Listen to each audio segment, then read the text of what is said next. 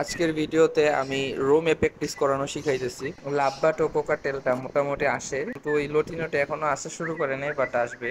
ওদেরকে just landing করা শিখাইতেছি যে কোথায় আসা বসতে হইব, কারণ প্রথম দিন তো উড়াইছিলাম ভাই। এই চীনা মোটামুটি হয়ে গেছে, লটিনোটা এখনো হয় না। লাভবার্ডটা দেখতেছেন কি করতেছে ওরে খাবার দেওয়ার জন্য। আমি ডাকি একটা আসে লাভবার্ডে।